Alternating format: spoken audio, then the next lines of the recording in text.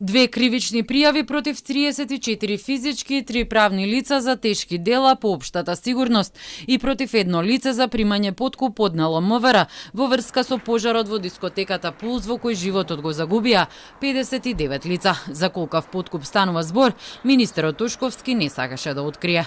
Во овој момент мислам дека не би требало да споделуваме повеќе детали од истрагата.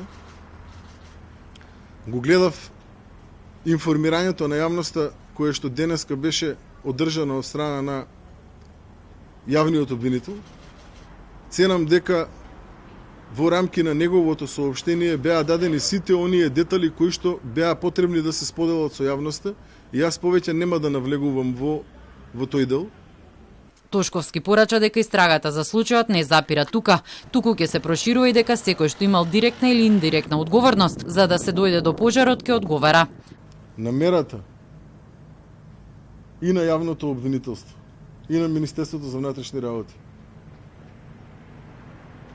е да даде јасна слика која што ќе го разграничи времето од како до сега, кога при слични вакви настани имавме 0 приведени и 0 осомничени за ваков краток временски период, а сега имаме бројката која што имаме.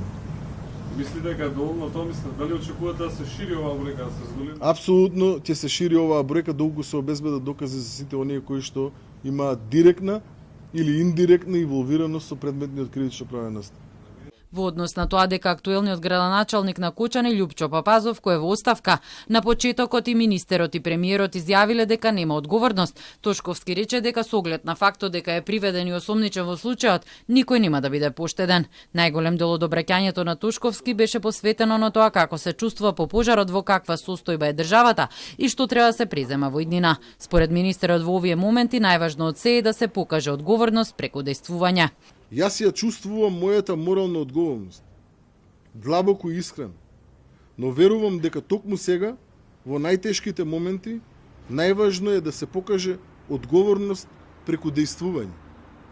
Затоа, останувам тука со истата решителност и посветеност да ја водам оваа битка, ама до крај. И во иднина, кога ќе дојде денот мојата политичка кариера да заврши, како и што започна, со љубов и лојалност кон државата, кон граѓаните и кон овие млади невини животи, со пример, доблест и честност. Верувам дека тоа ќе се препознае низ делата кои ќе ги оставиме зад себе.